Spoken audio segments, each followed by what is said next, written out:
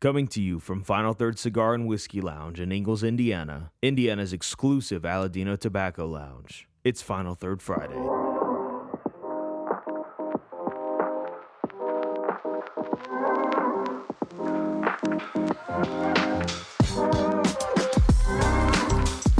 Welcome back to Final Third Friday. I'm Rob. And I'm Isaiah. And today we are going to be pairing something special.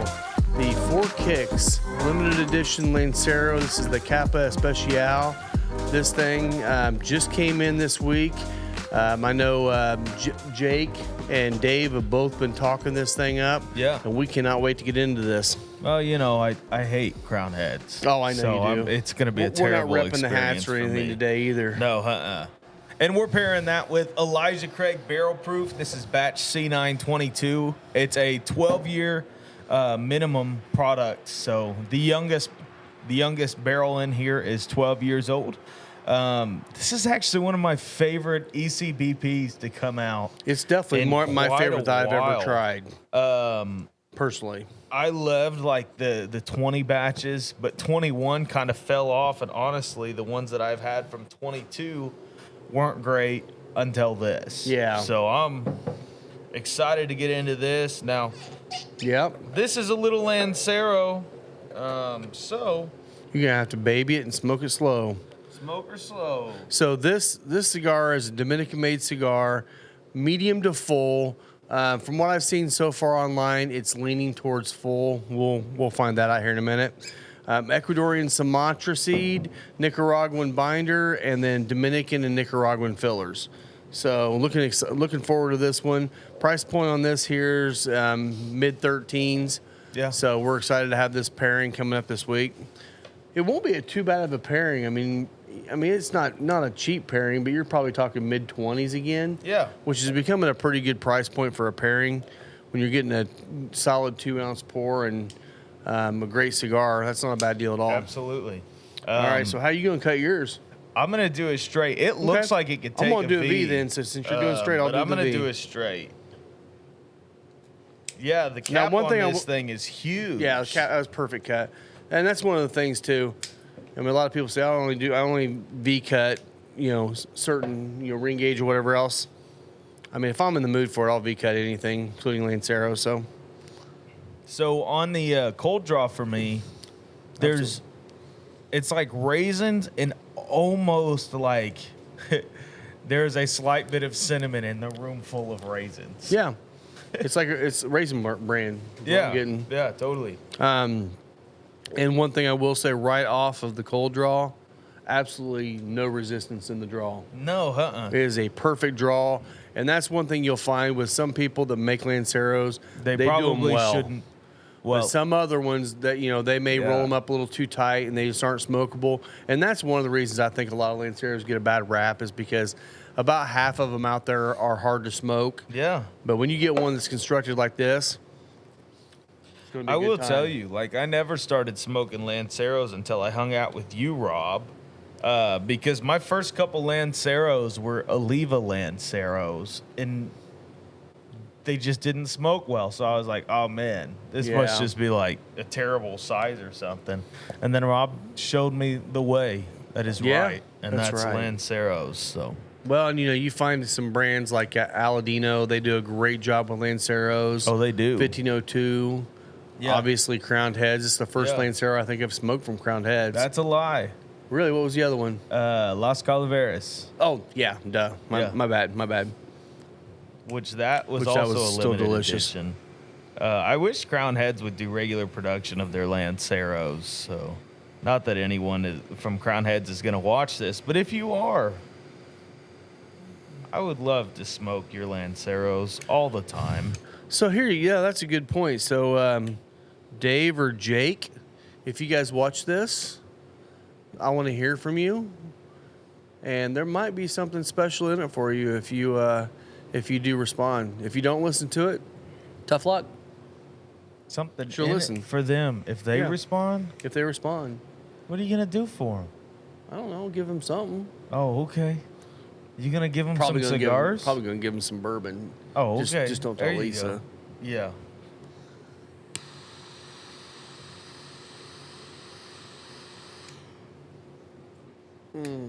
So on the light for me, there's quite a bit of like super dark chocolate on the palate. Yeah. On Almost like a that black edges on a crispy piece of bacon. Very savory. yeah. But it's like that, just the black edges where you kind of over fry it. It's just like super dark and black. That's what I I'm can getting. see that. On the retro And hail. espresso. There's espresso hanging on the tongue now. Yeah. Wow. Yeah, absolutely. Digging it. On the retro hail, there's quite a bit of, it's a cedar, almost leaning graham crackery with just a super duper light spice. Yeah. Retrohale's nice. Retrohale's a little strong already, which I'm excited about. Okay, that retro hail. Oh, I'm into the black pepper on my Retrohale a little bit. Yeah, that's where I'm at too. One thing I am going to say is you and I are going to slow down because this one I've already smoked it a little fast. Yep. So I'm going to have to slow down. One thing you'll find, and I know a lot of people, another reason why a lot of people don't like Lanceros is because you got to smoke them right, and every one of them smokes different. But that's the same thing with every cigar, really. Yeah. But with Toros and Robustos, you can get away with smoking them differently. They're a lot more forgiving. With these, you got to pay attention. You got to puff them right. If you take too long in between, it's going to go out. If you puff too quick, it's going to run. Yeah. You just got to baby it and take time and just really get into the enjoyment of it. So I'm going to get into this ECBP. So on the nose of the Elijah Craig, so good. There's so much cherry and brown sugar for me. Yeah. It's just got a heavy nose. If you ever, just a real heavy nose. The palate is almost like cherry pie after that, like a tart cherry pie almost. Oh yeah. After this smoke, which Have we not had this whiskey with a full-bodied cigar yet? I don't think so. Wow. I definitely haven't, and that's stellar. That is a lot of red fruit.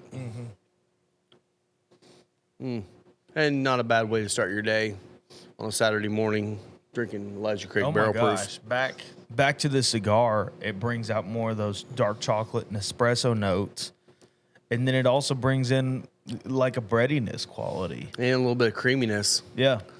So back to it again. Dark chocolate covered cherry cordial. Well, it's like dark chocolate covered cherry pie for me right now. Okay. Like I you can just see took that. a cherry pie and you dumped some dark Yeah, chocolate because over the creaminess of it right now is more of a dark creamy. Yeah. And I when I'm saying that, I'm trying to figure out more like a mocha creaminess. Okay. Not like a vanilla creaminess. Yeah. Gotcha. Rob, this is our first podcast. I guess now it is a podcast. It is a podcast I almost now, corrected yes. myself. You can find us everywhere right now except for Google Podcasts because Google Podcast is taking forever to let us on there. Which is shocking because Apple's usually the one that drags along more. yeah, and Apple got us took a on little, there in just I a think it couple was like days. 2 days. Yeah. So you can find us on Apple Podcasts, Spotify, on Spotify. Podbean. Yeah. So like Amazon, we're on Amazon We're on too. Amazon now. So Good, it's like good. you can find us everywhere right now except for Google. I'm working on it. They're dragging their feet, so Yeah, it'll get come there. up eventually. But yeah, so if you are watching this and you're like, I would way rather just listen to these guys on my drive into work, you can do that You can do now. that. It's going to be the same content. I don't think either one will have more than the other. I mean, the videos may occasionally have a little bit more because you're probably not going to edit near as much video as you might audio. But No. it's not going to be much different. I mean, and the thing is really the only thing you'll miss out on the podcast is when we're showing off product. yeah, like- you will see it for sure. Like if we get new lighters or cutters in, obviously there's no way for us to show them to you. But I'm not going out of my way to edit out that segment just for the podcast. No, and maybe 'Cause you'll what we'll still try- know that we've got new stuff. Maybe you could describe it like And that's what I was going to They're say. blind. We're just going to have to start being better at saying, here's some new products. If you aren't watching the video, here you can see it. If not, you can come in and check out the new products. I'm telling you right now, And Rob always posts about them too. So. I gotta show you this bad boy. Oh yeah, I saw that. So we got the new. I saw that in your post. And These I are was the drooling Astorias, over it. right? No, Is that what that's they just call the them? Quasar desk. Quasar. So yeah, this is a lighter, a desktop lighter. It's a little cold, so we'll see how it lights up. But Yeah, this thing is triple a jet. beautiful lighter. I mean, I barely hit it with any butane. This thing's been going strong for 2 days now. But yeah, that one's a nice. If you're looking for a special gift for someone that has a smoking room, Yeah. or where they actually can put all their stuff and smoke, it's not cheap. I mean, it's a $175 cutter or lighter. But if you're looking for a special gift, that would be an amazing lighter. I would love if I had a smoking area inside at home. That would be on my table. Dude, I tell you what, I've been using my my Quasar cutter, which is just like basically one of those cubes. Yeah, it is. Like crazy. I had a friend over on Wednesday, and that cutter is so good. Like, yeah.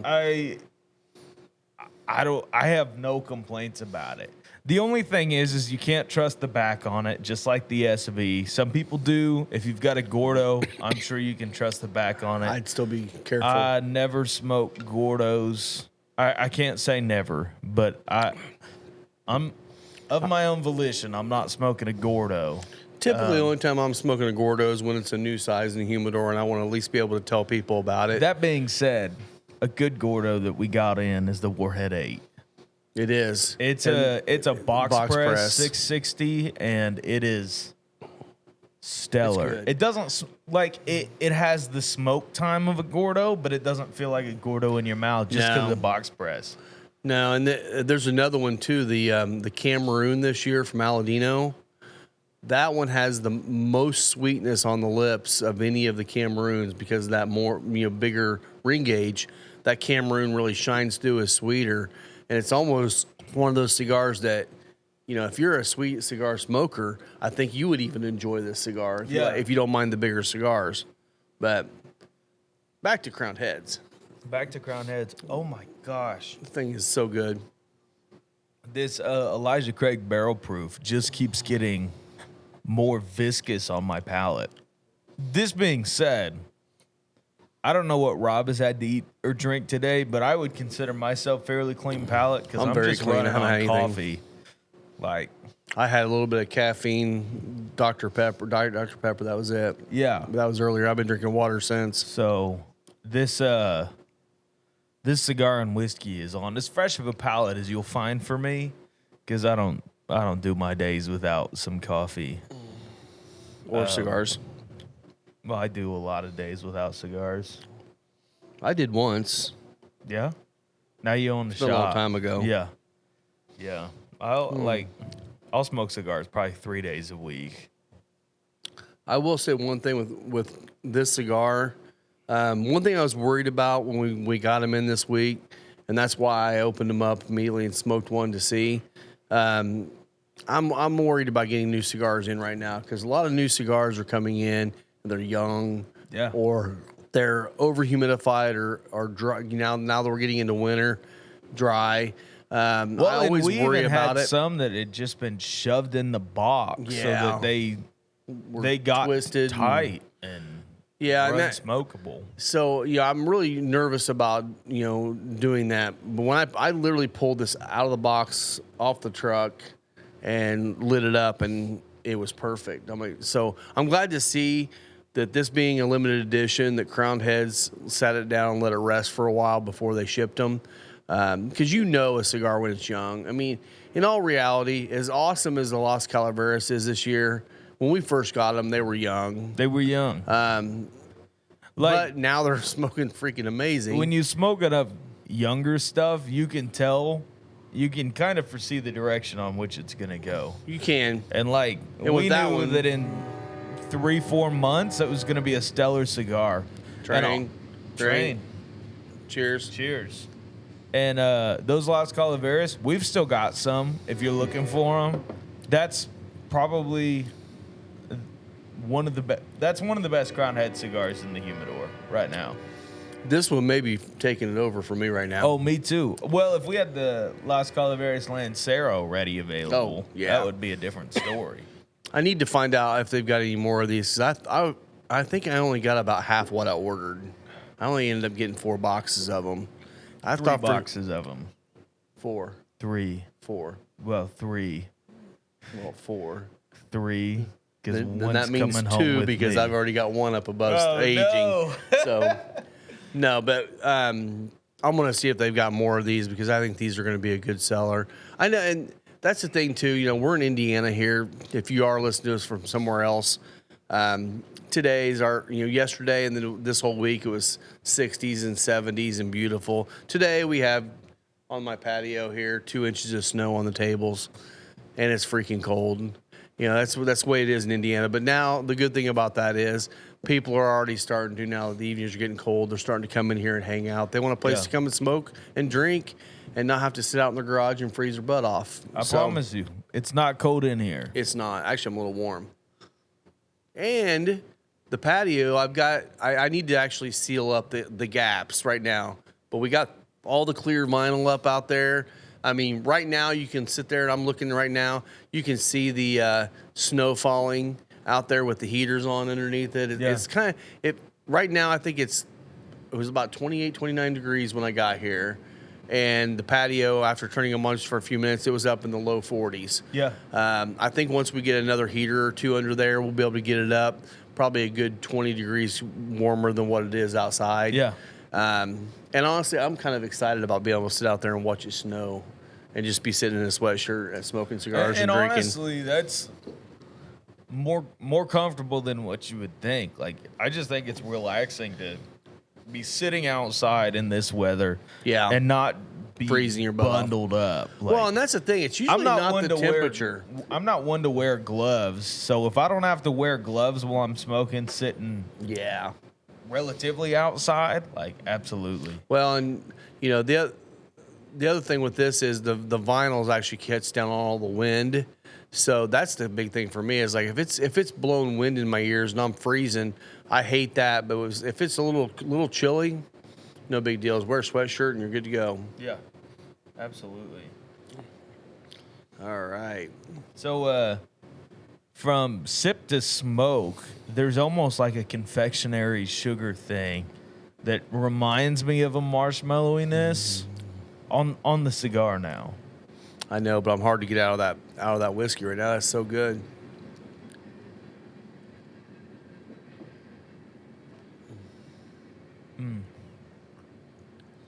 Yeah, smoke to sip, that whiskey turned into like brown sugar, that molassesy brown sugar note.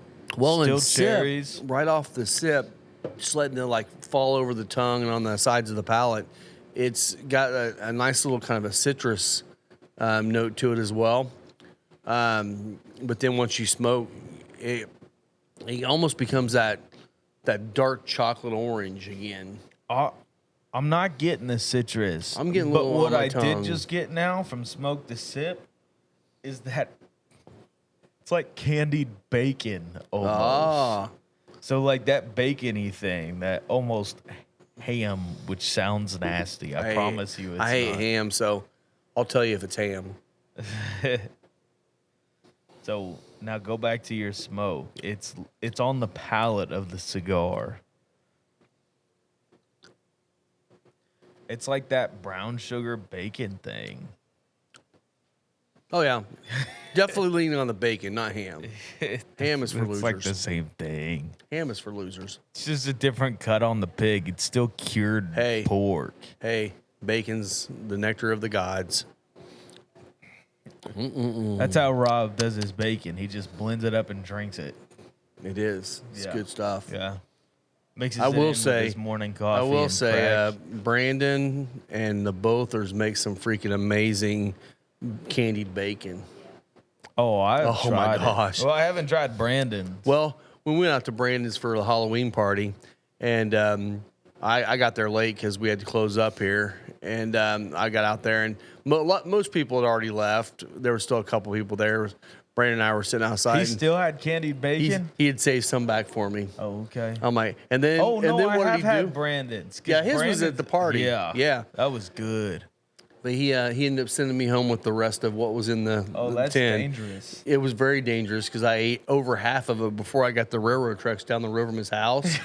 And I ended up, we got stopped by a train, and I actually got out of my car and went up, because Lisa and I drove separate, and actually took it up to her. I'm like, it's all going to be gone. Here, take this. Because I literally ate over half of the pan on the way home. Yeah. Just do candied bacon sandwiches. Oh, dude, could you imagine a candied bacon BLT? Oh, gosh. Oh, my gosh, that would be amazing. Well, even candied bacon on a burger, man. Oh, that'd be great. Actually, I've had that somewhere. Yeah? There was a place that did that, and it was amazing. I believe that. Dang it! I Quit feel talking like food. I'm I hungry. need to do that. If you want to go do that right now, and we'll take a little break here, make me a burger. That'd be great. I don't have a way to make candied bacon here. Yeah, we can get a shop smoker. You know, that would actually probably be good for Actually, you, Rob. I'm seriously thinking about doing it for springtime, getting a smoker and put it out. And that's why that little thing was built out there, for a smoker or a grill or something. So. Yeah. That would be fun. Trying to slow down on my cigar because I've got it going a little bit too quick now. And that's the thing. You'll know when you're going a little too quick on a Lancero, because you'll get a lot less smoke, and you'll be tugging and you'll get less smoke, and you think it's just like, oh, this is not smoking well. Let it sit for a few minutes, and as the smoke starts coming back off of it, just while it's sitting there, just let it sit a couple more minutes, and then you will get a nice full draw of smoke Yeah. on a well-made cigar. So what else been going on, buddy? Dude, not a whole lot. So we're recording this the Saturday before it comes out, per usual on these. During Snowmageddon. During Snowmageddon. It's not really No. Snowmageddon. No. But everyone roads are all thinks great. it is. Yeah. So Yeah, they're wet.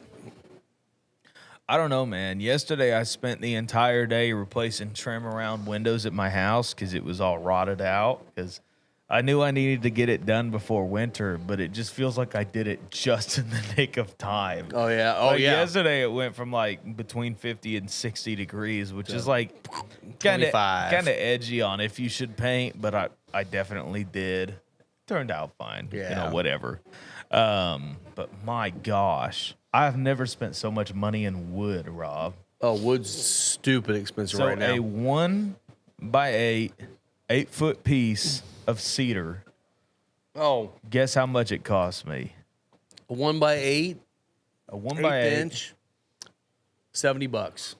No, not that bad. Those I guess they're 10 or 12s out here. Those were $60 each for those planks out there. Yeah, so my 8-foot piece of 1x8 Yeah. was $35 at Lowe's. I will say that's cheaper than it was when we built the patio. It is, but it's by half. It's still ridiculous. Oh, it's expensive, but that's like by half what it was back when they built the patio. Because those planks went up overnight from $30 to $60, yeah. and of course that was absorbed into our cost of our patio.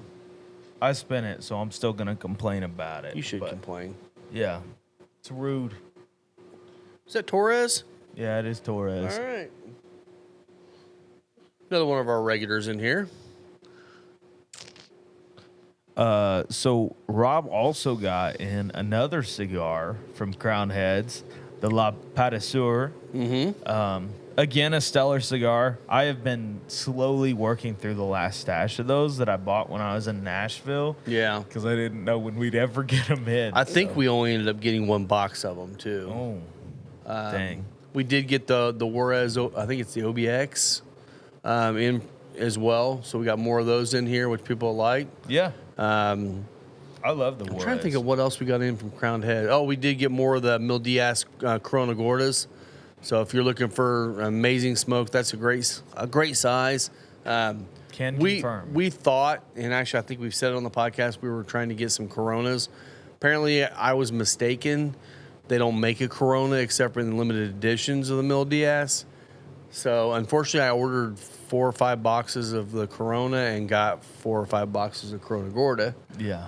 But they're a great cigar too. Yeah, they are fantastic.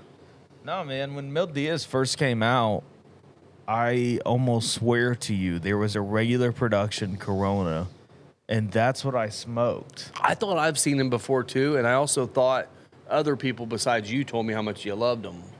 Yeah, I mean, I did. I didn't ever went and bought a box of them, but I bought and smoked enough of them that I probably should have bought 2 boxes.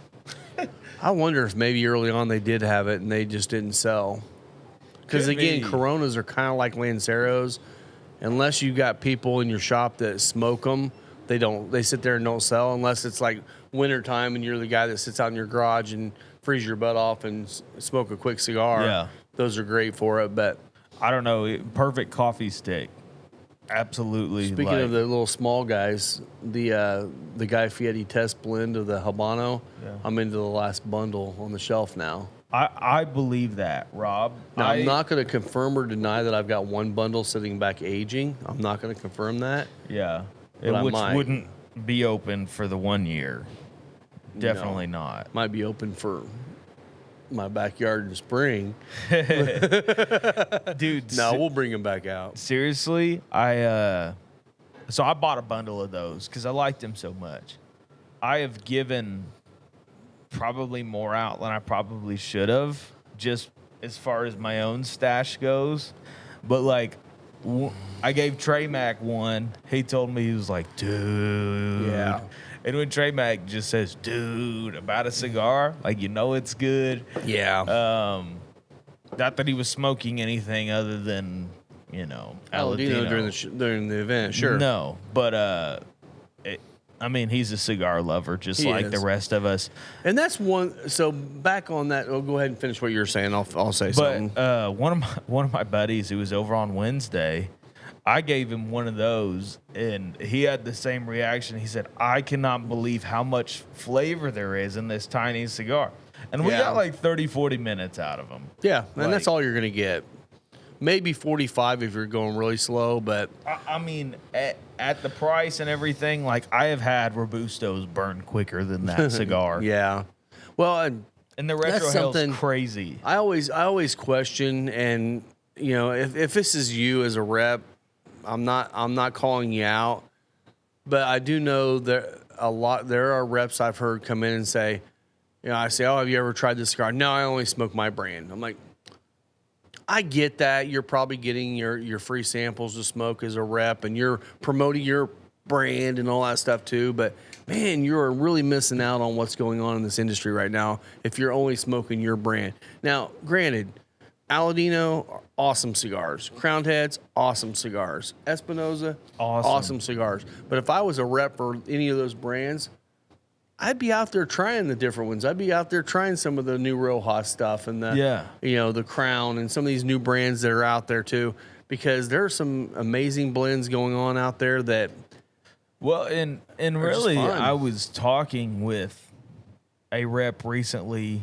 I won't say who, but they came in here and they were the type to only smoke their stuff. Yeah. And they still hadn't. From my perception, seemed kind of newer into smoking, and they still hadn't found like their cigar. Yeah. And I encouraged them, like, hey, here's where you like. Here's a couple in our humidor that Right. could end up being yours. And But if they didn't want to I know smoke out who of you're their talking line. about, I believe they bought a couple of them while they were here too. Oh, okay. I'm pretty sure if that's who I think it was. Yeah. But that's just the thing, you never know what you're going to find. Again, I totally get it. The fact that reps are out grinding all day long, and some of them make great money, some of them are just scraping by. And if you're getting free cigars from your owner to sell and promote, I'd be selling I'd be smoking the heck out of them too. But if you get opportunities to, or if you're in a shop and you're like giving out some samples, a shop owner can give a sample another cigar out to someone and say, hey, have you tried this one? It's not a big deal. Totally. But it's just one of those things that, you got to try it, man. We'll stop belaboring that one, but. There's a cigar out there for everyone. And if you haven't found it yet, You will. you will. as long as you're being adventurous. Yeah. Other news. Other news. We did get in our long sleeve T-shirts Okay. for the winter. They're on sale here now, $25. I don't see them. They're in the back, and we're getting ready to put some, hang them up so we can have them displayed too. Okay. So we got red, like a medium to dark gray, and then like a charcoal to black. And is it charcoal to black just because you're colorblind? No, or is it it's not actually quite fully black. Okay. It's just a little bit on that darker charcoal. Gotcha. Which is fine. I think I ordered it as black, but I think that's just the color because of the type of shirt. Dude, they are soft and they're comfortable. Really? And for those of you guys that have a longer torso like I do, I got them in tall, so they're a little longer, and they're not going to shrink up and be belly shirts when you wash them. So Gotcha. Cool. but good quality shirts. We got sweatshirts coming. The sweatshirts are in. We need to pick up the sweatshirts and then take them and get them embroidered. So hopefully in the next couple weeks we'll have sweatshirts here too. Yeah. The new run of sweatshirts. So I'm excited to see what those look like. And then also, what else is coming, Rob? What else is coming? Could be Am I some missing something? beanies. Oh yeah, well they're coming. They're coming. I'm just waiting for the final mock-up. But yeah, we got some gray beanies coming in that have a leather patch on them with our logo on them. Yeah. I sent the latest logo Yep. to put on them, and basically it's a little bit more rectangular, and it fits the leather patch. So those hopefully will be coming. I haven't heard back when. I kind of wish we had them today because today's a cold day. I but mean, here's we'll the get 'em deal. soon. Within the next couple weeks, if you're looking at some new winter gear, we should have beanies for you. We'll have your long Beanies won't be sleeve. in 2 weeks probably though. I doubt. It would be like 3 weeks. It might from be three. this episode. Yeah, Or yeah. from Hopefully today's- early December we'll have those. Hopefully early December you could get a Sweatshirts beanie. maybe before then. So, Better be. and we do have a few sweatshirts still from our original, which are great sweatshirts too. I'm wearing today. Yeah, I'm wearing one of the ones that doesn't have the hood, but I literally had one made for me. But Yeah. I like the hood. I think they look. I like weird without the it. hood. I hate hoods. Well, then you can. Especially with a beard because it comes around the sides and it messes the beard up. Yeah. My beard looks really goofy when I do that. So, Yeah, I don't have facial hair really, so works for me. speaking of the great cornholio, What? you pulled your hood up over your head. Oh, okay. Jeff Love came in yesterday and had a cornholio shirt on and Yeah? pulled his shirt up over to be the great cornholio. Yeah. So, He was texting me that he was here yeah. because I had a lot of people in here the last few days. It's been one of those. It's a funny week because we've kind of been in that lull where everyone knows it's getting ready to get cooler. But even though we still had days where we were sitting outside on the patio and t-shirts, and it felt great all week. We started getting a lot more people in this week, and I hope it continues because, again, once winter hits, nothing better than to go hang out and just relax yeah, and do this. And we're excited to definitely be here for that. totally. I think this winter is gonna be good, I think it is too. really good here. And the thing is like, especially during winter, smoking a cigar in the warmth and comfort of a beautiful place, Yes. like Final Third. yeah, and if you're 180 coming in, East Broadway, Ingalls, Indiana. It's 46048. just for you. We'll Yes. save a seat for you as Yes, long we as will. we're not busy. and then you'll find one on your own. Yes. Either way, you'll be here. I will say during that event with Aladino, at least had a couple people come up and ask her, like, so do we take a number for a seat? And we're like, yeah, because we were probably, well, don't tell the fire marshal, but we were probably over capacity for a good 6-8 hours that day. I here. remember. I've never seen a line to the cash register that just kept building like And that. I will say, kudos to the crew here. That line got long, and I don't think anyone was really in line for very long. People just got through the line quickly. No one was upset waiting. I think it really went well. But yeah, There's always going to be a little bit of wait when you got and there 80 people sitting here, but especially when you're ordering cocktails. Like, Yeah. if you come here, you get a straight pour, whatever. That's It's a quick easy. move through. That's not me saying don't order cocktails because get what you want. We're Yeah. there for you. And our Just might cocktails take are a good. minute or two. You know. Yep. But even at that, Tam was on it. She was asking like the next person in line, "Hey, what do you want as far as drinks?" Yeah. Which, if they didn't know, it made them actually start think about it before Yeah. they got up to the register, which makes things run a lot smoother. But that was a fantastic event. It was And great. I It was our loved, best event by far, our best day Yeah. ever so far. I loved sitting down with Husto and Trey Mac afterward and just Me too.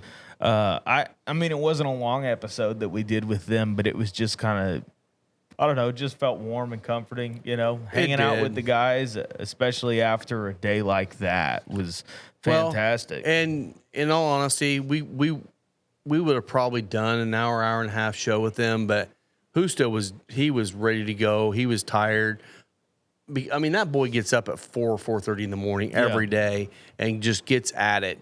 And we were already at the end of the event, like a half an hour to an hour past the event, and we were able to get him to sit down for 15, 20 minutes and just hang out. And I mean, what a gracious guy. I mean, so Absolutely. awesome. And Trey's awesome too. Yeah. So we love Trey. I was cracking up as I was editing that. Like I called him a horsey chaser, and he didn't even worry about it. No, but Yeah. again, I mean, we say it a lot of times. I mean, if you're in the bourbon club or the bourbon world, and you've been into whiskey for a while, you understand what he's kind of joking around about. You know, Blanton's is a good bourbon. It's more, to me, and I don't mean this in a bad way at all, but it's more of like a beginner's bourbon. It's a little lower proof. It's nothing wrong with it, nothing off-putting. It's just a very smooth whiskey. I mean, But once you get into and that's the beautiful thing about a Blanton's is that it is literally just. This is not offensive in any way. There is nothing wrong with this bottle. I keep a bottle around because if I have somebody who's like just getting into bourbon, it's like, here's one that you should try. Yeah. One. Yeah. And two, here's one. You can throw it over ice. You can drink it straight. There is nothing harsh about it in No. any way. No, I mean, it's even like, I mean, It's a to very me, refined, like low proofer. it kind of reminds me of just the basic small batch Elijah Craig. It's approachable for anybody. It's not going to blow anybody's palate out or anything. But once you get into whiskey, you're probably going to go a little higher proof. Yeah. Not always, but you might. But it's definitely one.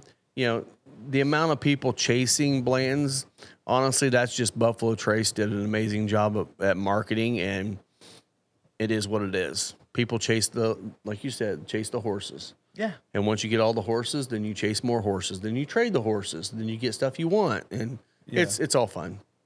And I mean, honestly, if you're a bourbon collector to any sense, as much as I'm not a fan of that thing, You gotta have 'em. you gotta have a Blanton's. Yeah. Like whether it's your daily drinker or it's an occasional pour, it just feels like if you collect bourbon to any extent, it's like a necessary evil. Yeah. You know? Well, and like you said a minute ago, for the guy that's just getting into bourbon, trying stuff out, I mean, Dan, for example, Dan Hart, he loves blends right now. He's just getting into whiskey. He's right where he should be. Well, yeah. And Well, he loves blends. And I was, please don't contact me about finding you a Blanton's.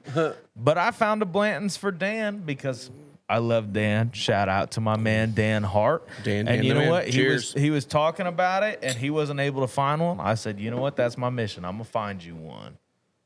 Did you already give it to him? No. Okay, I got it in the back for you. Yeah, I know. So we have actually something else coming up. It's not in the back. No, it's not. No, it's not here. It's in your car. In my car. Which is parked out back. Right. That's what I meant. Something like that.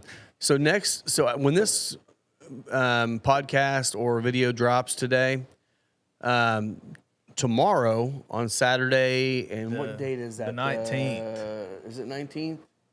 What's that say on there? Does that say 19th? Yep. Yeah. So the 19th, we have special guest music. He's, in my opinion, he's kind of a little bit of a local legend. The guy's he's played with so many different people. He played with, if you're from Indiana, you know who Sandy Patty is. You know that the gospel scene that kind of happened here a lot in the 80s, 90s, and 2000s. He played a lot with them, but he also has a lot of his own original stuff. Yeah. He's going to be out here playing an acoustic set for us here inside the lounge. It's going to be a chill night, just playing some good music. His name's Ed Paul Fry. Get out there and follow him. He's just an awesome guy. But when he comes in here, you're going to have a blast. So get in here on Saturday. It's from, what does that say, 7? Is it 7? It says it starts at 7. Yeah, so 7 to 9. I'm sure knowing Ed, it'll probably go a little over, so we'll stay open a little bit later that night. But it'll be just a fun, chill night to just sit back, listen to some good music, and enjoy this. So we're excited to have him in here. We do have some other stuff coming, some barrel picks. We got a barrel pick coming on Monday. Well, tomorrow, which actually would be 4 days ago. 4 days ago after this drops. We did a barrel pick. Do you want to talk about it? No. We haven't picked a barrel quite yet. No, not yet. And the only reason why we're not, I mean, if you're in here, I'll tell you, but I'm not putting it out there yet because, like I've told everyone on the barrel picking group that's going on this one, bottom line is if we don't find a barrel that blows us away, we're not picking. We're not picking. I'm not going just to pick a barrel for the sake of picking a barrel. I want something special. I mean, honestly, and from this brand, some of their stuff's been freaking special lately. So if we don't get us something special, we won't get a barrel. But I'm feeling pretty optimistic. I am too. And that's the thing with Final Third. If we don't find a barrel that's blowing our skirts up, we're not picking gonna get it. Like, no, we have too many fantastic shelfer bottles up on the shelf, like readily available fantastic bottles, for us to just pick something that's like, oh, okay, this is good. Yeah. You know? And that's not to say that we'll like, I don't know. The hard thing is when you go on a barrel pick, you're offered typically a lot of barrels that are good. We're looking for something that's next level. Something. Yeah. We have a ton of whiskey. I think, what do we have, like 60 bottles up there right now? At least. Maybe more. And there are some stellar bottles, and there's other bottles there that are just kind of filling a proof category and stuff like that. And we have that shelf built out the way we need to. So when we do a barrel pick, we need something that's going to stand out. Yeah. On there, like our Starlight Rye finished in port barrels. Exactly. I mean, that is something completely different than anything else we've got. It is, and that's one thing. You know, like our first 2 barrel picks we did sold fantastic because they were very unique.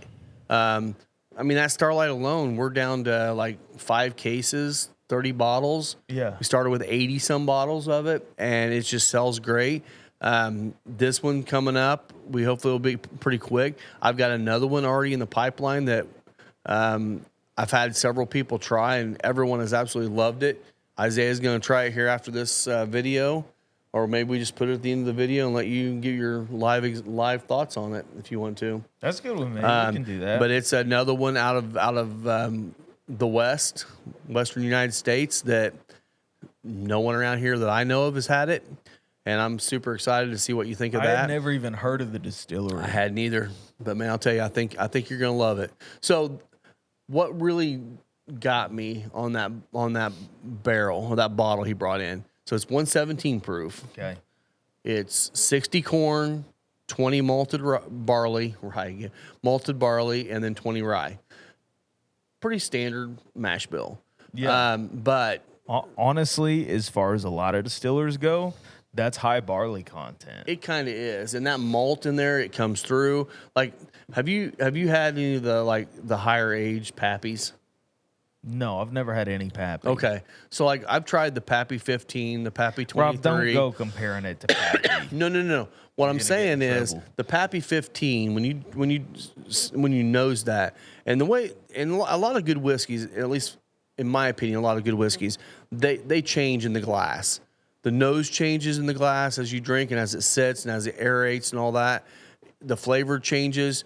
This one did that, but there was a moment where I took a nose on that and a sip, and it took me back to that memory of that Pappy 15 on the nose and on the flavor of those rich butterscotchy kind of caramel notes. Yeah. That just blew me away. And I'm like, oh my God, this is right in my world. Well, I know and you're like, more on the spicy. I know yeah, you like more spicy. I like a little sweeter. This is kind of a balance between both, I think. Cool. So we'll see what you think. Why Rob and I pick good barrels together, because he can drink the sweetest whiskey I've ever had and love it. But it's sweet, but it has to be high proof. It can't be like a sweet 80 proof. That's just sweet for sweet. Or not flavored sweet. We're not talking flavored. Yeah. We're talking straight from the barrels. That being said, I just got to thinking we should probably do a lower proof barrel pick sometime. And We you know do what would need be to. a good one for that? Oh, Woodford Double Oaked. that would be You good. can do a Woodford Double Oak pick. I don't know how Well- you have to work up in their system, but I'm really trying hard to work on Heaven Hill, get something with them. that would be Woodford cool. might be a little harder to get into, but if You know I what can get we in with should Heaven get? Hill, do one. Mellow corn. Mellow corn, baby. Mellow freaking corn, baby. Oh, dear Lord. Wesley over at Frugal McDougal in Nashville, Tennessee has a mellow corn pick coming in. And You got to get a bottle just to see if it's any better than the regular mellow I corn. mean, the thing is like mellow corn is probably around the $12 mark right now. Screw top. So what's a pick going to run you? 20? Like, yeah, so you're looking at You can spend more than that at McDonald's. be our lowest dollar Like- pour on our shelf. That's Yeah. lower than JTS Brown pour Yeah, I know. price. I don't know. I just want a mellow corn pick on the shelf. Like My only I'm concern enough- with that would be, I'm sure they're 53-gallon barrels, and we're talking 200 bottles of it. Oh, definitely. That's a Yeah. lot of bottles Well, of mellow you're corn. talking more because a mellow corn pick is going to be at 100 proof. Oh, that's true. Yeah. Yeah, so we're talking almost 300 bottles, 240 to 280. Oh my God. Yeah. Yeah, we may have to rethink that one out. No, buddy. we don't need to do a mellow corn pick. Okay, I good. think it would be really funny to do one, though. That being said, we can't move mellow corn like that. Not like that. No, no. Wesley over at Frugal, I think enough guys will walk over there and buy it. Well, I mean, Just they've for already the got fun a of it. name. Well, they've already got a name for themselves. Oh, yeah. People buy everything that they pick just because they know they pick great stuff. Yeah. So, I mean, Speaking of which, he just had a Starlight Armagnac bourbon come in, and I oh yeah. might need to contact my people. Give me one of those. And by that, I mean just text Wesley and see if he'll Get you give me one. Yeah. Yeah, I'm trying to think. I don't know if we talked about it last time or not. Probably the newest thing we've got up there that we haven't, or two new things we've got and we haven't really talked much about, is the new Castle and Key Weeded. Here, I'm going to go grab the bottles. Not that it doesn't Grab the Ownby too. Okay. So the Castle and Key, it's their newest release. They've been releasing stuff this year, so you've probably seen batch 1 through 5. Well, I think 4 and 5 of the bourbon hasn't come out yet, but it's coming out.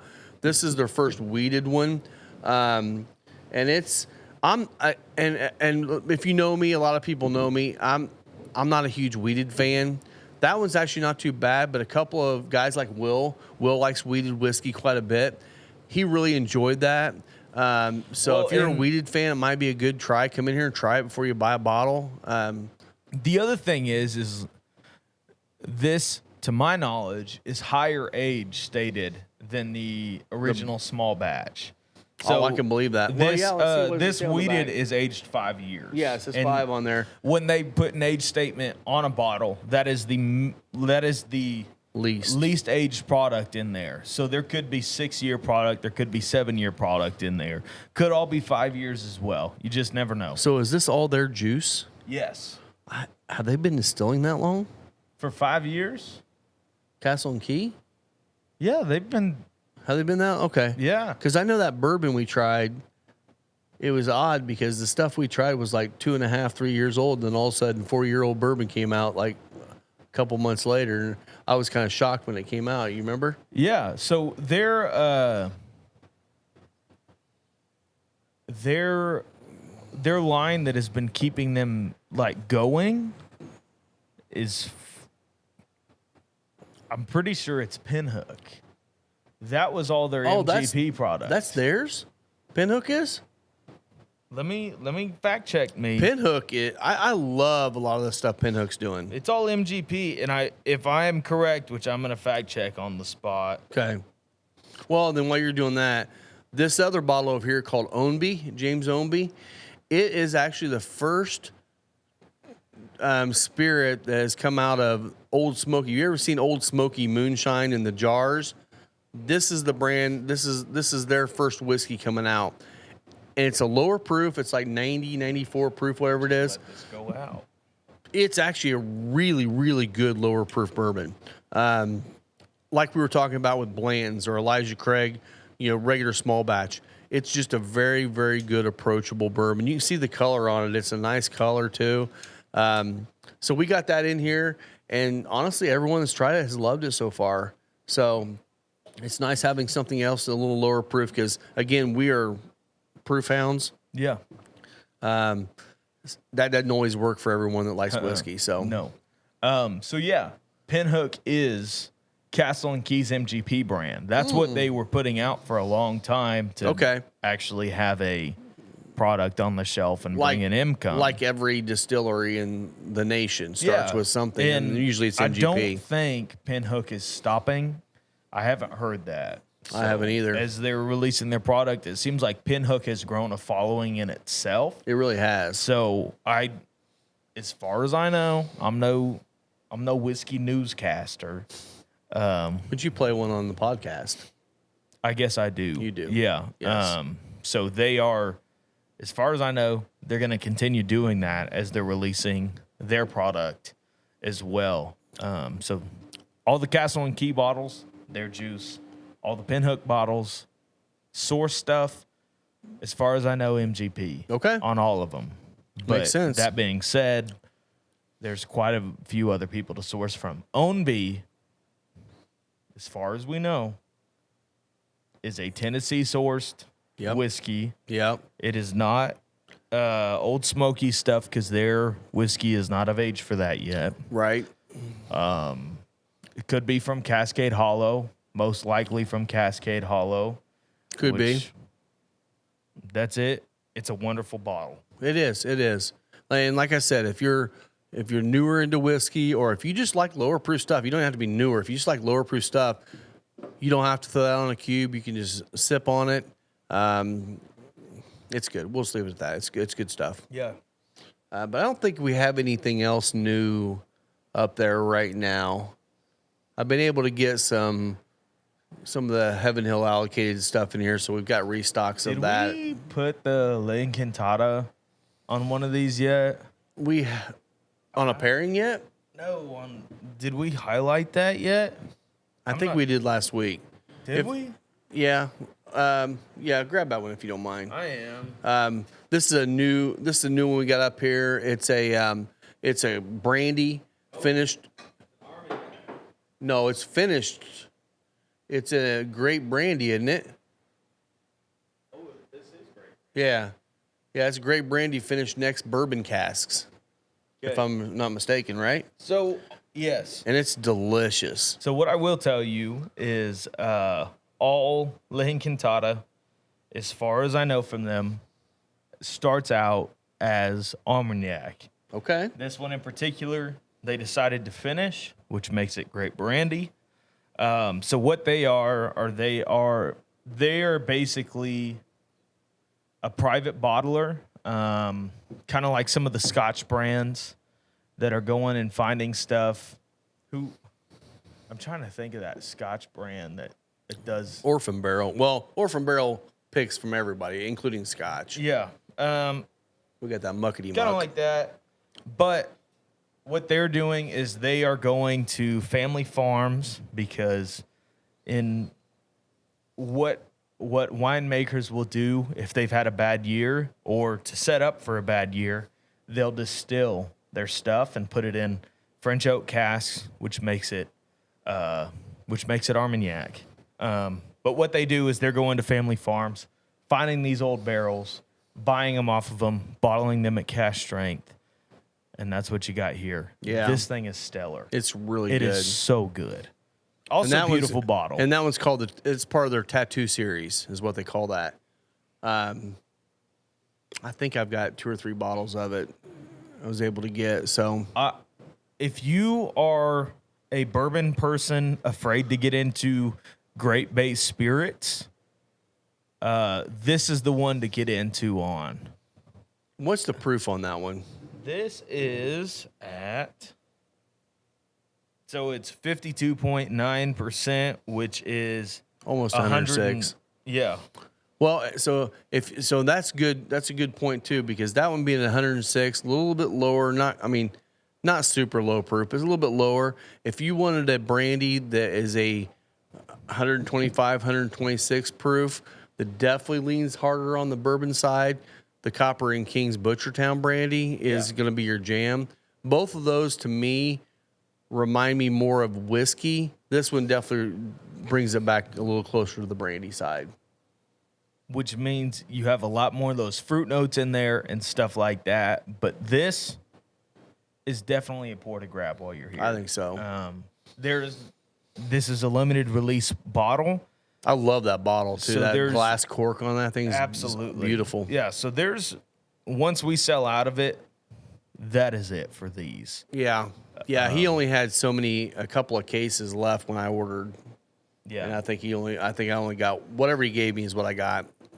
Other thing is, Lincoln Tata does differently. Is they do no additives. There's a lot of iffy things that happen in the brandy industry where they'll add colorings and add flavorings, and you don't have to list those things. Right. Just because of the legal definitions. Of brandy. Yep. Lincoln Tata does not do that.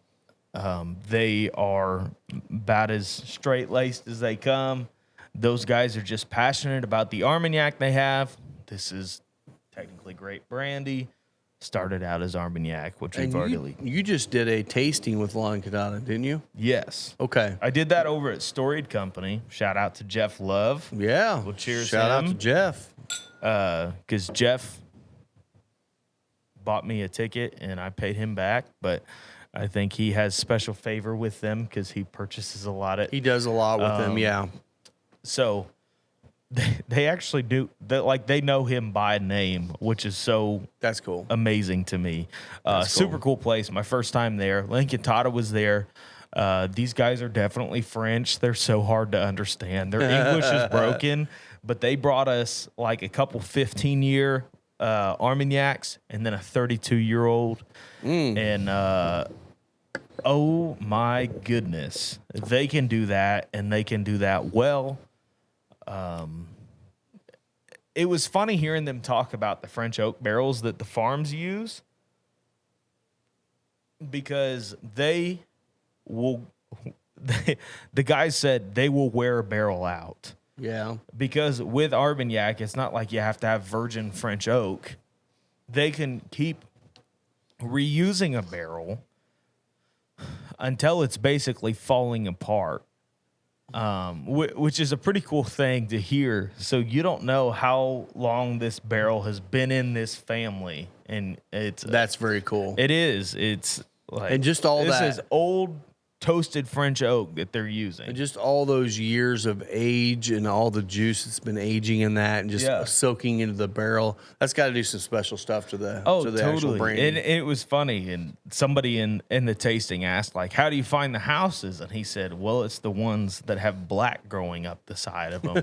Because if you've ever been around a distillery, seen rick houses, they all have this, I don't know if it's a moss or black funk almost. Yeah. There is If you're driving through Kentucky and you drive through the distillery country, you'll see it. Yeah, I mean, and even in Lawrenceburg, Indiana, one of my friend's grandmas lives there, and that stuff will grow on her car just because of all of the angel share from MGP. Wow. And it's just such an odd problem to have for us that aren't in distillery country. Yeah. But yeah, so it was just a super cool experience. The wonderful company. Like, they obviously know their lane. They know their products. Lincoln Tata is a little expensive, but you're getting what you pay for, which is not something you can say for most brands. Right. You know, back to the cigar, definitely solid into the second third. You're getting closer to the final third there, but the espresso notes kind of hit a little bit more for me now. It's mellowed out. The retrohale's not near as strong. It could just because our palates are getting acclimated. Yeah. Definitely leaning on the medium side right now, where it started off a little bit more full. So that medium to full might be a pretty good representation of what this cigar is. We'll find out when we get the final third. But the flavor notes right now are, I'm getting that kind of breadiness still to it. The espresso's kind of popping. There's also, it's not black pepper, but it's like just a mild pepper dusting almost. And there's a burnt brown sugar in there for me. And maybe that's what I'm attributing to a dusting of pepper. It's more the sweetness. You're right. But smoke to sip, I keep getting just more and more brown sugar molassesy notes out of this Elijah Craig. Yeah. And I mean, I know we said this, and I know people getting sick and tired of hearing me say this. To me, this is the best Elijah Craig barrel proof I've ever had. The C922 batch, something is super special about it. Mike and Jen brought us a couple of samples of the whichever one, A122, whatever it was. Yeah. I wrote that on there. I'm not sure if 122 is right or not, but it was an A batch. Well, if it was from this year, it's A122. So the A batch comes out in the first month, A1. Gotcha. 22. And then 22 is the year. Gotcha. Yeah. And then they'll have B5 22. So that comes in the fifth month, which is. Gotcha. Okay. And then C9. C9 is the September. Yeah. Okay. This one here, though, is great. The one they brought us is a little lighter. It feels just a little bit, I don't know. I mean, it just feels a little bit lower proof, maybe. I don't think it is. I'm sure it's the same proof. And the other thing is that can't be said about a lot of Elijah Craig barrel proof batches is this one has a long finish. Mm-hmm. Oddly enough, a lot of the ones that I have tried have a medium to short and drying finish. Yeah. Whereas this one just keeps going. And especially with this cigar today, it's like brown sugar that hung out with some Luxardo cherries on the finish. And it just keeps rolling with that sweetness. Yeah, there's what's that other? I'm getting another note in there right now too on the whiskey. As it just kind of falls over the palate, it just keeps building and opening up. It's almost like a spiced cherry pie. Yeah, I could see that. And that rye is definitely present towards the end. It is. There is. What is the mash bill on them? Do you know? We could look it up, but I don't know off the top of my head. Heaven Hill has. I'm so disappointed too many in mash you. bills. I'm so disappointed in you. You usually know this stuff right off the top of your head. I will tell you, I'm not a huge Heaven Hill fan. I do like their stuff. You do a lot. I have never been one to chase their releases. If I walk into a bottle, that being said, if I walk into any of their limited releases, I will pick it up. Yeah, unless it's Larceny barrel proof. And I honestly, I can't tell you if I've ever had Larceny barrel proof. You wouldn't like it. It is a wheater. Oh, okay. I gotcha. It just is that. All of the Larceny barrel proofs, if you like Larceny barrel proof, like, hey, that's great. That's your thing. I guess I haven't found the batch that's good for me. Yeah. A lot of them drink hot, and they just don't do much for me. Well, and that's the other thing, too. Like the Heaven Hill, the 7-year bottled and bond, that you see a lot pictures of it. Don't see it a lot in the wild because it's allocated. Yeah. We got that here now too.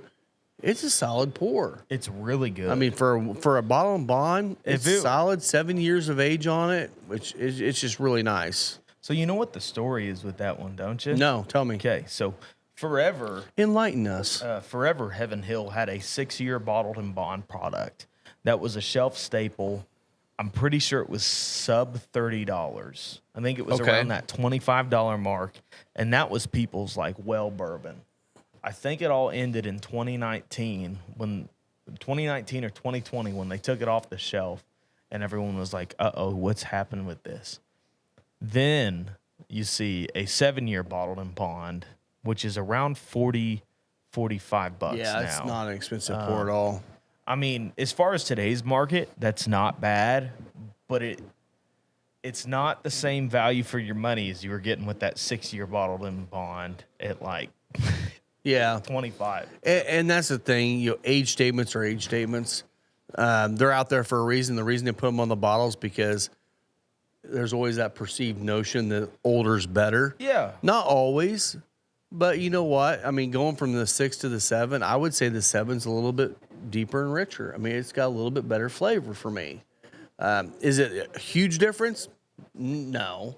I mean, It's still Heaven Hill honestly, juice. you could do a shootout between JTS, Heaven Hill, Yeah. Bottled and Bond. That's going to be the same mash Two Bottle bill. and Bond products right there, and you can put them side by side. Like, you're talking an extra $3 $18 pour. One's an $18 bottle. One's a $40 bottle, $45 bottle. It'd be a good. That's something we should do for science. For science. Yes, we should probably do that. I mean, and a lot of the notes carry over. You're just talking about more complexity with age. Yeah. Typically.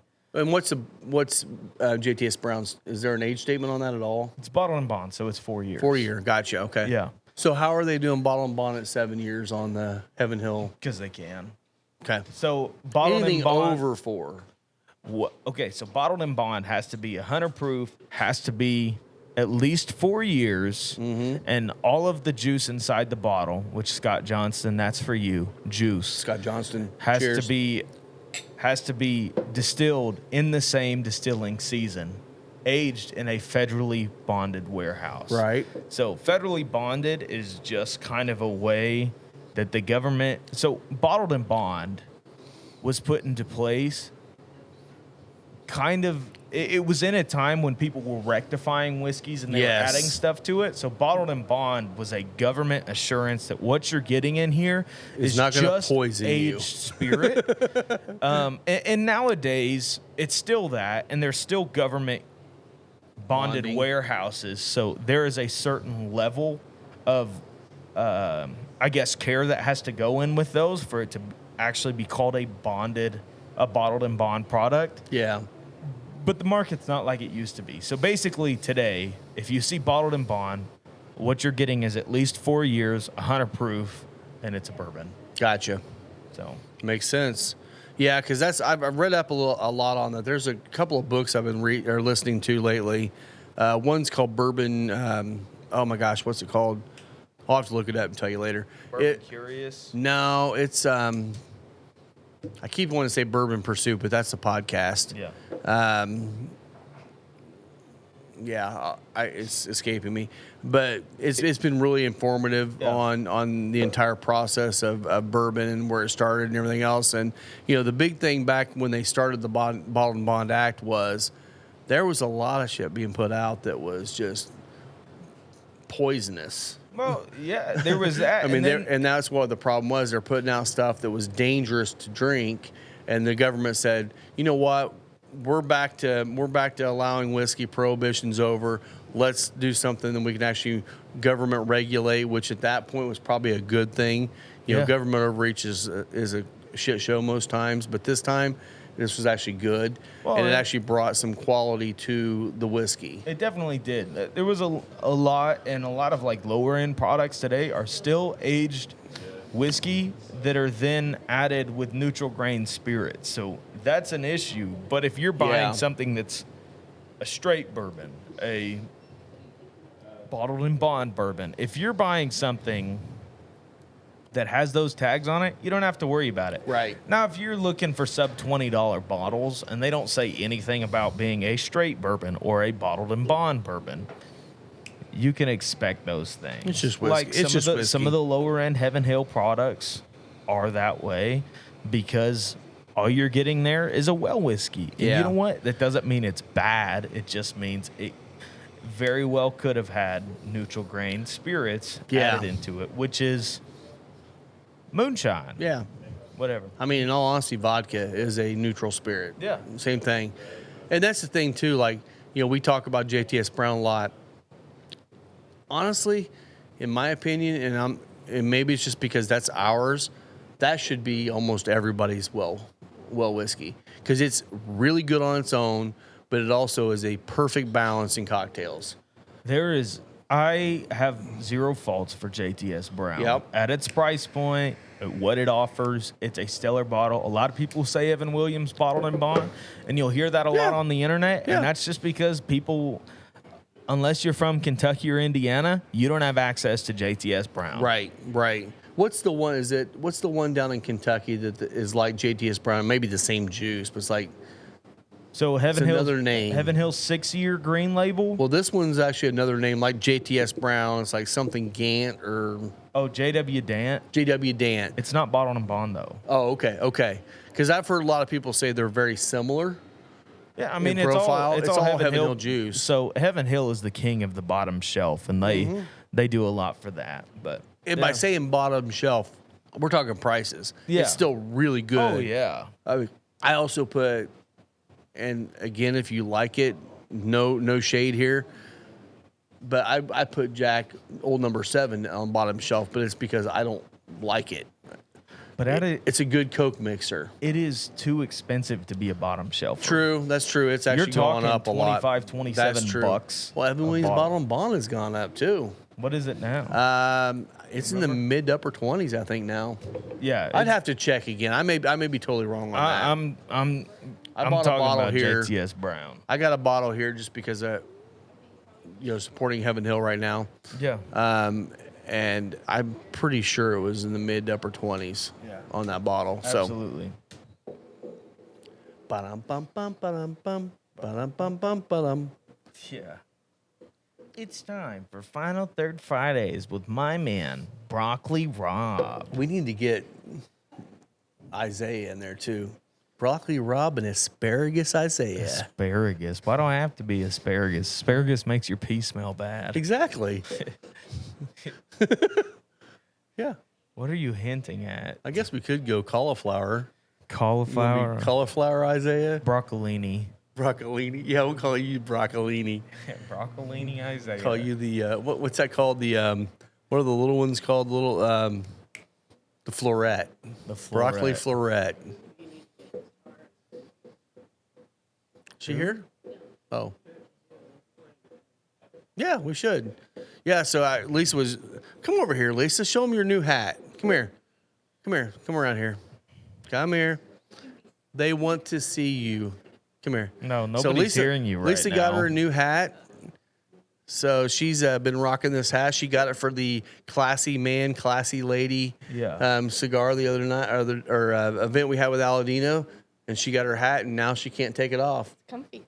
It's really weird when I climb into bed with her and she's got the hat on. I don't know what that's about, but it's kind of nice. I like it. Why are you telling everyone else about your experience, Rob? No, but yeah. So, but she was just talking about one of our regulars. Her name's Tara. Awesome girl, and she's got a great palate for all things cigar and whiskey. So we'll definitely have to get her on in here, and have her smoke a cigar with us and do a pairing. So, Totally.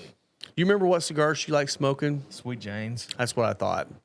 So we may have to do like a multiple pairing. Do like she can do a Sweet Jane with what we're I pairing. mean, that being said, those are like her go-tos, but she definitely still branches out. She was does. smoking some of, I think she was smoking a Cameroon or a Classic during the Aladino event. I think she was. Yeah.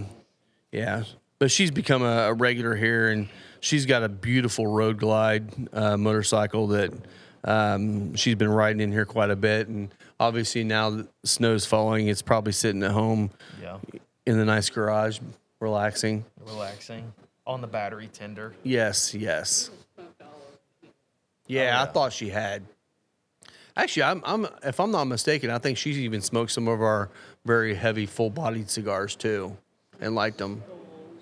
She brought her daughter in here yesterday. Really? And her daughter is she's in military, and she was back for I don't know if she was just back for a visit or what, but she came in here and it was Veterans Day, so we took good care of her yesterday, and just awesome girl. Rob, Super artistic. The retro hell on this. Is it back up? It is all the way up. Yeah, I need to get her going again. Oh, you lost it. Yeah. So this one, like I said, this one started off not medium to full, Lisa, can you put this back? and then middle of the cigar, it got definitely into that solid medium, not really overpowering. Once you get into the final third, I'm 100% assuming this is going to get right back up to that medium to full, if not full. Yeah. Hey, Lisa, you want to come here and plug one of your events? Yeah. Your sweater event? Yeah. Come here. Tell us about your. Come over here. Come here. You got to come over here. Get on the mic. Yeah. Get on the mic, Lisa. Yes. So Lisa's been trying to come up with some unique events here, not just the basic events. I already told you guys about Ed Fry coming in. So what's some of the other events coming up that you got that you want to spotlight? Yeah, so I'm trying to develop more of a culture for women, but it can be for men as well. Yeah. And so, according to what Rob will allow me to do, we came up with the idea of doing an ugly Christmas sweater. So you have to bring your own sweater. That way you know it is the right size and it's as ugly as you want it to be. Sure. And then we're going to have the stockings and hot glue guns and ribbons and Stitching, glitter, whatever. all kinds of fun stuff. And I've told people about it. They're like, oh, I have some things I can bring to you. So Yeah. I really don't know what we're all going to have, a but crapshoot. it's going to be fun. So So what date is that and what time? it is December 7th. It's a Wednesday night. Okay. We're doing a ticketed event just because I need to buy the stockings. And these aren't little bitty stockings. These are full size. So You can fit a take bottle in there. a bottle, be your own stocking stuffer. Heck yeah. Heck yeah. I mean, holidays can be stressful, and if you need to wear it You know around what? family that day, If you need a big sippy straw coming out of that thing, no judgment here. So what time is that going to be? it's just of the evening, like 6 to 9. 6 to 9. So yeah, Or 6 to 8. I if can't you're in remember here what I put before on there now. December 7th, hit Lisa up Yeah. and ask her about it because this Yeah. could be a fun event. I mean, again, she was talking about this being something for the ladies to get connected here a little bit more too. But honestly, on Wednesdays, we have a lot of guys in here, and I guarantee I know a few of those guys are going to do yeah. it. So it's not going to be just for women. It's going to be for anybody that's here that wants to do it. Just bring your ugliest sweater you want to start decorating up for Christmas. Yeah, if you have one already, I mean, that saves you $4 at Goodwill. But, Exactly. But- And she's not wrong. She went to Goodwill and got a really, really ugly sweater to do this with. So, oh, that's just for me to wear. oh my God. Yeah. Yeah, our kids laughed at her because she had the Christmas sweaters growing up, and they would always borrow her favorite sweater she would wear all winter long and take them to school on ugly Christmas sweater and win. Christmas spirit. That is rude. It's very true, So, though. Before I forget, Yeah. Because I'm selling tickets, they're $20. But with that $20, you get a cocktail of choice of the old fashioned, the blackberry amaretto sour, or the One of your seasonals.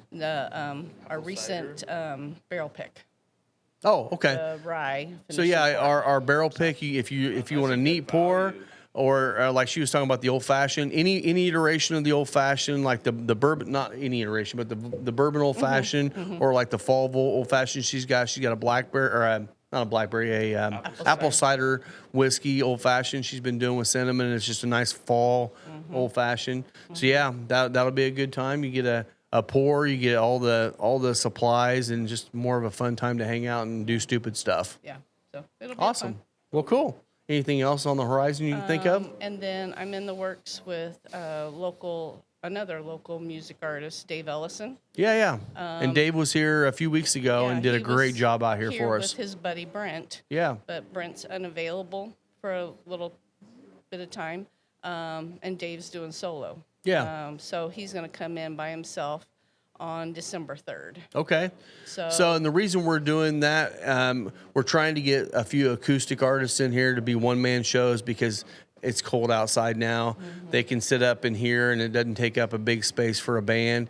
So we got Dave. He's a great musician. He's a local musician. He's another local legend, just like Ed Fry, that will come out here and they will just kill it for us. So is there a time on that one yet, or is that I'm going to be still like kinda 6 to 8, working 6 to 9 too? 6 to 9. Okay.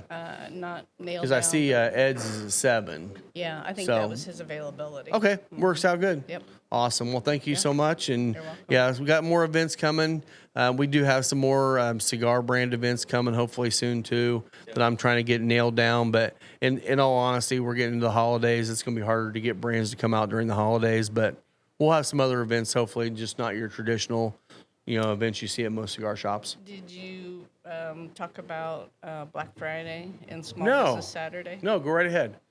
I mean, we don't have anything special planned at the moment. But Well- just letting people know we are going to be open Black Friday. So we'll obviously be closed on Thanksgiving, but we are going to open up Black Friday and Small Business Saturday. I will be running some specials. I'm figuring out what it's going to be, but one of the things I'm thinking about doing is offering a special on either Black Friday or Small Business Saturday, or maybe both. For the Calibri, we have all the Calibri stuff now, all the lighters, the cutters, the high-end stuff, all the way down to the $49 V cutter or straight cutter. And I'm thinking about doing a special on that where you get 10 or 15% off anything Calibri in here to entice people to come out and buy some gifts for their cigar smoker in their life. So awesome. And then we have gift cards. Yeah.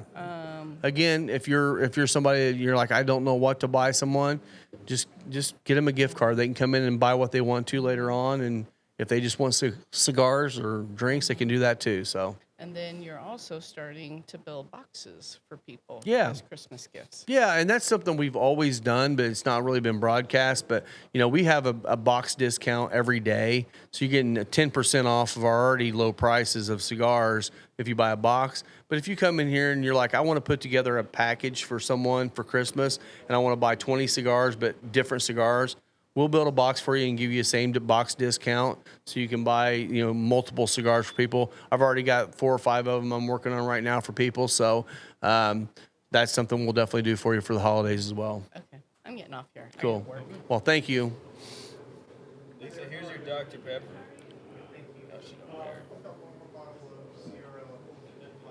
Well, I took the opportunity while I was gone. For You a keep minute. talking for a second. I'll be right back. Keep the door while I'm here. Gotcha. Took the opportunity to go ahead and grab this sample of a barrel that we might be picking. And Rob just ran back there. So, this is a potential pick from Peach Street Distillers. 117 proof, as Rob said, 60 corn, 20 rye, 20 malted barley. I'm unsure of the age statement. That would be a Rob question. But we're going to get into this. So I'm into the Peach Street, Rob. That's what. Okay. So on the nose, it is it's fruity. It reminds me a lot of almost a canned pear, but like the syrup that comes in it. Yeah. Let me grab a Glen. I'm going to do a little bit with you. Yeah. There's a slight barrel char note in there. It almost reminds me of a mesquite type. Here, I don't need all this. No. Okay. Yeah, if you want to just split it, that's fine. We have a little bit left. You were the last one that needed to try it. Oh, okay. Well, here, pour the rest for yourself then if you want. Well, here, we'll split it. It's all good, man. Yeah. So, Here, you want some more? sure. It's good. It's whiskey, right? It is whiskey. And it's very, very good whiskey, in my opinion. Yeah. So, So you're going behind the scenes with us here. This is actually his first attempt at trying this. and when we're picking for the shop, it is totally all right to try a barrel on a cigar palette because that's what we're picking the whole it for. goal. Yeah. Yeah. So, slight pear on the nose. There's an almost nutmeg in there, and there's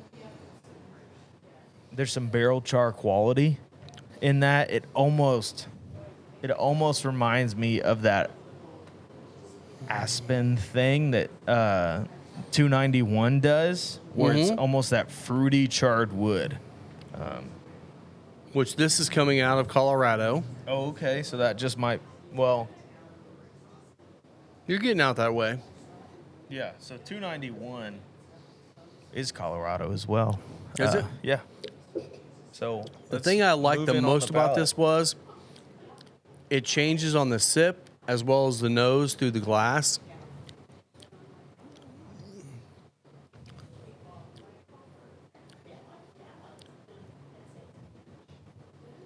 Hang on, I'm sitting with it.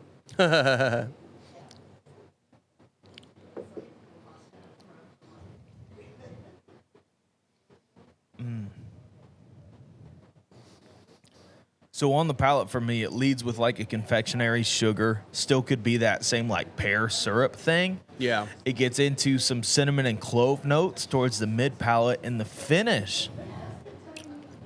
The finish leads you with that confectionery sugar sweetness, but it still leaves you with those baking spices as it's gone through. That finish is long. It is. It's still sitting on my palate.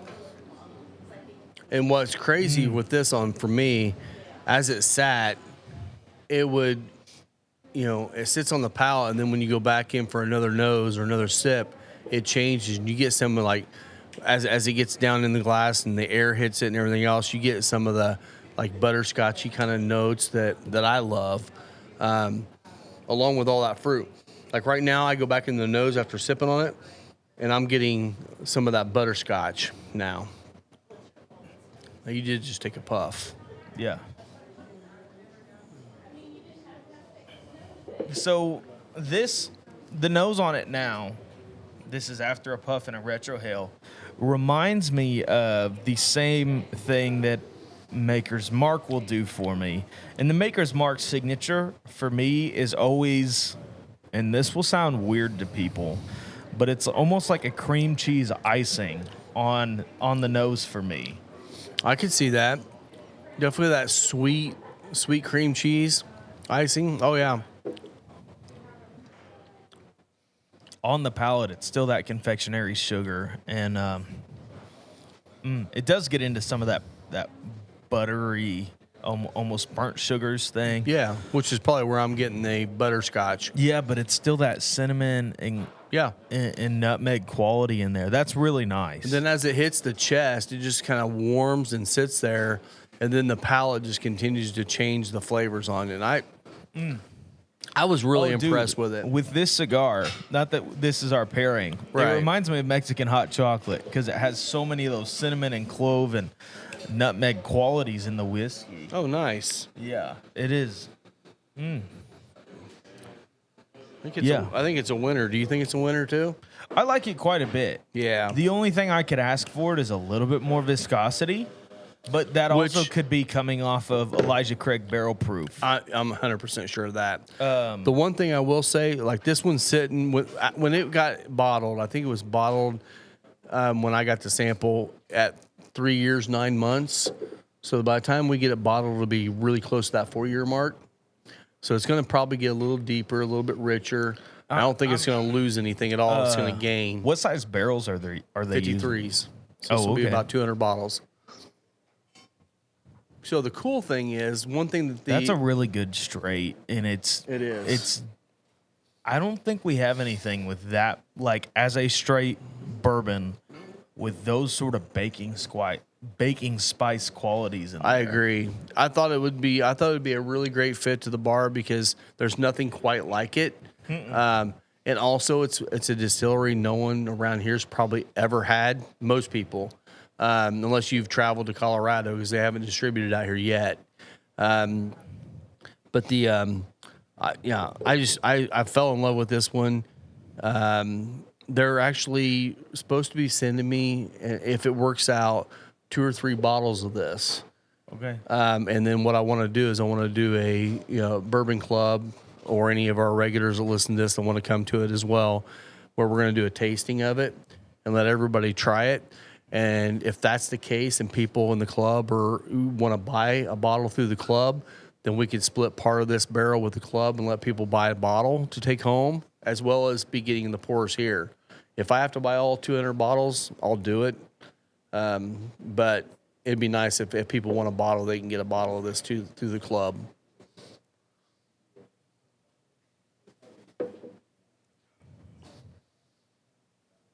And for me, it just keeps changing every time I go back to it. Yeah, that's Isaiah approved. That's really good. Mm-hmm. That is really. And again, good. it's sitting at 117, so we're coming from 125 to 117. It And does it's feel a holding little up. bit lighter, but not much. It is holding up to it. It No is. problem. It is. and I am getting that nice creamy, almost buttery kind of feel to the palate right now, but in a really good sweet way. The viscosity's holding on nice. Yeah. No, I'm excited about this barrel. So that one will probably be coming sometime January. So we'll have probably 2 or 3 barrel picks available at any given time. Yeah. Yeah, that's really good. Cool. Well, good. I'm glad you didn't come on here and just absolutely crap on something I loved. Well, the hard thing is, like, Rob, there's only ever been one bottle that you've gawked over that you and I have disagreed on. What was that? That was a certain old. I'm not saying on air. Okay. Was it Bottle and Bond? Oh, gotcha. Okay. Yeah. And that's just because there's a certain note in that one that is like and I'll be my honest with you. off-putting one. Well, and you're also you're self-proclaimed. You like a spicier whiskey, and that one has no spice. It's Well, all sweet. The thing is with that is there's a certain tannic quality in there that doesn't make it bad to me. It's just not one I would buy. It's not your palate. No, Yeah. I am extremely oak sensitive, and that one just has enough of that oak quality in there right on the finish that puts me off to it. Yeah. Now I'm real sad that bottle's gone, because every time I get back into this, I just want to sip on this all day long. I love the notes in this thing.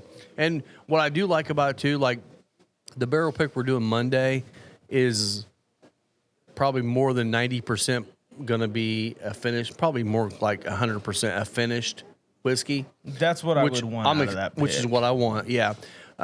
Because it is, I'll give you all this much, it is a sourced brand. It is, but they're one of the best finishers out there right now on some of the new stuff that they come out with lately. So. Okay. I will tell you, sourced MGP, finished Indiana brand. You be my guest and take your guesses. I mean, we're not going to tell you. Nah, because I don't want to. If we don't pick one, I don't want it to be out there. But, but I think it's going to be good. But the cool thing is, like, our very first barrel pick was a straight bourbon. It was what they called the problem child barrel because they had no idea what they had. Well, and honestly, that barrel was an issue for them because it leaked and they didn't catch it. And honestly, they didn't want it. They didn't know what to do with it. And when we bought it, they're like giddy over the fact someone wanted it. Yeah. And we loved it. But that was a straight bourbon. And our second one was a rye finished in port barrels. Yeah. This one coming up on Monday, if we pick one, will be a bourbon finished in something we don't know yet. I'm hoping to get like a cognac finish or Armagnac or maybe a apple brandy or, something good. Something. But this one's back to a traditional bourbon that has a lot of those sweeter notes that's different than the other bourbons we've had. It really is. I mean, it is distinctly not a Kentucky bourbon. Mm-hmm. But if you... I mean, it's not doing the brown sugar and nutty Kentucky thing. That's not this. No. But it is very... I mean, as far as a whiskey palate goes, as far as a bourbon palate goes, there's nothing that's going to throw you off. It's not spicy in any way. No. It's extremely well-rounded. I agree. And it's baking spices. It's not like the harsh rye, like the, I don't know. Some of the ryes can lean like spearminty or pepperminty or. Yeah. I've had some MGP high rye mash bills that'll have an almost eucalyptus finish on it. Yeah. Just. That's younger MGP high rye, and even like the 95.5s, if they're under 3 years, they lean kind of eucalyptus spearminty, which I can get down with, but this is not that in any way. Another thing that's really cool about this, what's that? Bottle price is going to be probably no more than $60. So that's going to be a cheap pour. Exactly. So it's going to be a very approachable bottle price, also a nice pour price as well. That's one thing I've noticed, and maybe I'm just because of the people I've seen it from. When you get out of like the Kentucky and Indiana kind of regions where people are making stuff and the prices just continue to go up and they're approaching $100 a bottle and stuff. You get out west and these people are so excited about making whiskey that they're just putting it out there at what they want to price it out at a lower price to sell it because they love what they're making and they're doing, and they're not increasing their costs yet. Down the road, maybe they will, but for a $60 bottle, I don't know. That's a guess. It could be lower than that. I don't know. Yeah. But from what I'm hearing, it's in that range. I mean, as long as It's a great pour. If it's sub 70, that will be It will definitely be sub 70. completely worth it bottle. Because I mean, having that pour, I would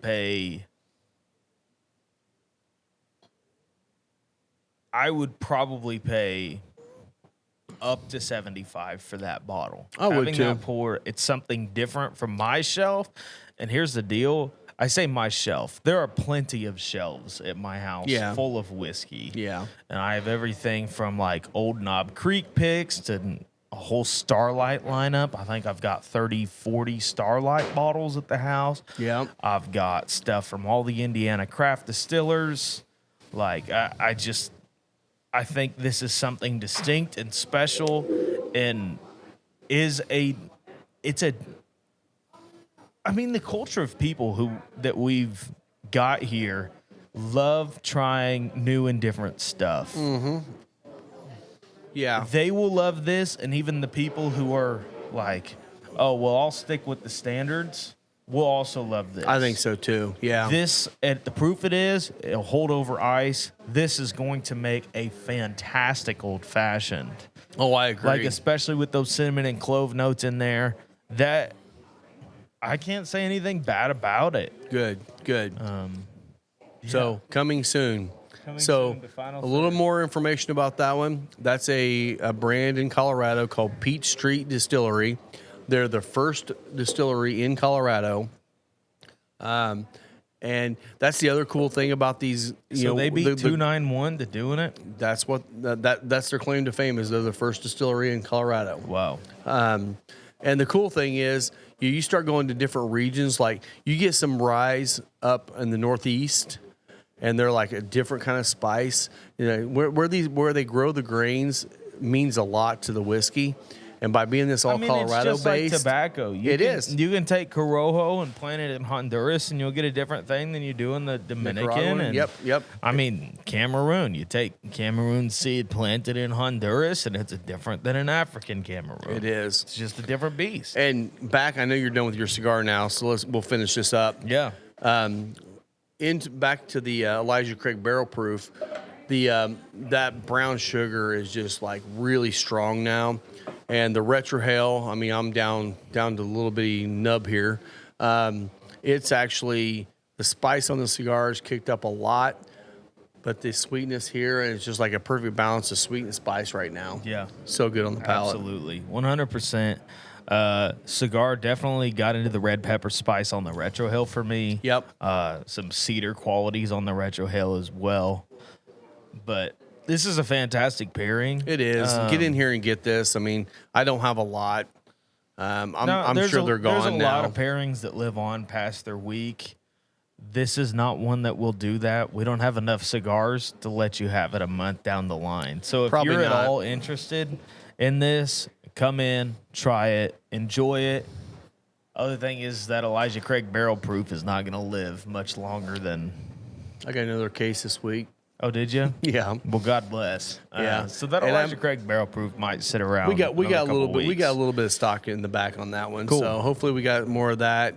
I don't know how much more they have available, but I might order another case this week just to have another case back because it's delicious. It is delicious. So, well, thanks a lot, guys. We appreciate you guys listening to this, watching this, now checking out the podcast platform. It's been a lot of fun doing this, and it's kind of cool to see people following this and actually coming out and trying these pairings. So Yeah, we're not just absolutely. doing this for ourselves. We're doing this hopefully for you to be able to try something new and see what actually a cigar and a pairing really does. Absolutely. So again, I'm Rob, at Final Third Cigar on Instagram. And you can find me at the Whiskey Pastor on Instagram. Yeah, well, thanks a lot, guys, and we will see you next week. Cheers. Cheers.